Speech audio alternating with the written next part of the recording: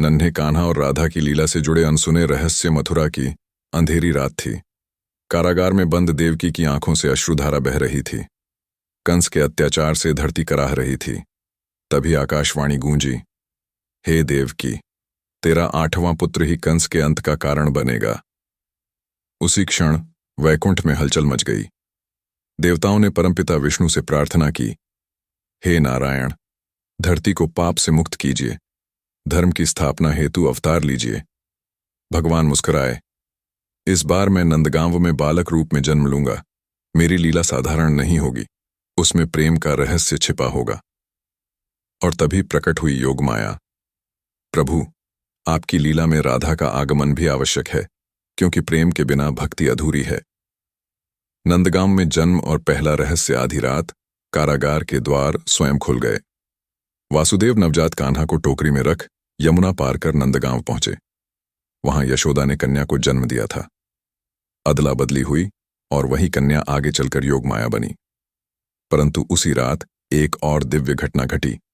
बरसाने में वृषभानु गोप के आंगन में एक दिव्य प्रकाश उतरा।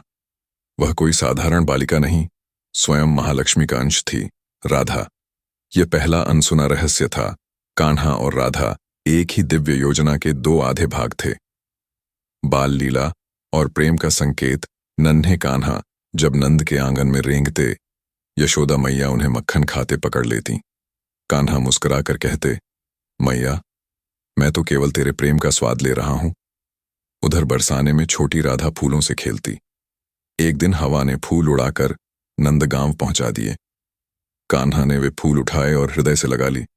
योगमाया ने आकाश से कहा, प्रभु, आपकी प्रेम लीला का आरंभ हो चुका है। राधा कान्हा की पहली भेंट। एक दिन नंदगांव में मेला लगा। यशोदा कान्हा को साथ लेकर गईं। वहीं वृषभानु अपनी पुत्री राधा को लाए। भीड़ में पहली बार दोनों की आंखें मिलीं। न कोई शब्द, न कोई परिचय, पर दोनों के हृदय ने एक दूसरे को पहचान लिया। कान्हा ने धीमे से कहा, क्या तुम मेरी सखी बनोगी? राधा मुस्कुराई, मैं केवल सखी नहीं, तुम्हारी आत्मा की संगिनी हूं। यह दूसरा रहस्य था। राधा कान्हा का प्रेम सांसारिक नहीं, आत्मिक था। वनों में लीला और बांसुरी का रहस्य। जैसे जैसे कान्हा बड़े हुए, उनकी बांसुरी की धुन गूंजने लगी। जब वे बांसुरी बजाते, पूरा ब्रज ठहर जाता। परंतु अनसुना रहस्य यह था, कान्हा की बांसुरी में राधा का नाम अंकित था। इसीलिए जब भी बांसुरी बजती, सबसे पहले राधा ही उसे सुन पाती। एक दिन सखियों ने पूछा, राधे, तुम्हें ही क्यों बुलाती है यह बांसुरी? राधा ने उत्तर दिया, क्योंकि इसमें मेरे प्राण बसे हैं। कंस वध और विरह लीला। मथुरा से संदेश आया, कृष्ण, तुम्हें कंस का अंत करना है। यशोदा रो पड़ी। नंद बाबा व्याकुल हो उठे और राधा, वे मौन रहीं। उनकी आंखों में प्रेम और त्याग दोनों थे। राधा ने कहा, जाओ कान्हा, धर्म की रक्षा करो, मेरा प्रेम तुम्हारे साथ है।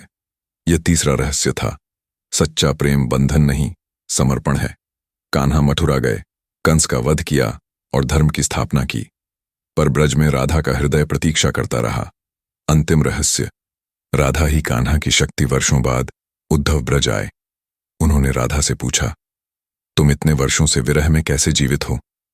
राधा बोली, कृष्ण मुझसे अलग नहीं, मैं उनकी शक्ति हूं। जहां कृष्ण है वहां राधा है, और जहां राधा का नाम है वहां कृष्ण प्रकट हो जाते हैं। यही अंतिम अनसुना रहस्य था। राधा और कृष्ण दो नहीं, एक ही परम प्रेम का स्वरूप है। लीला का सार। कान्हा ने धर्म स्थापित किया, राधा ने प्रेम की पराकाष्ठा दिखाई। यशोदा ने वात्सल्य सिखाया, ब्रज ने भक्ति का मार्ग दिखाया। और आज भी जब कोई प्रेम से राधे कृष्ण पुकारता है, तो नंदगांव की गलियों में बांसुरी फिर गूंज उठती है। समापन यह थी नन्हे कान्हा और राधा की लीला से जुड़े अनसुने रहस्य, जहां भक्ति, प्रेम, त्याग और धर्म एक साथ प्रकट होते हैं। राधे राधे। जय श्री कृष्ण।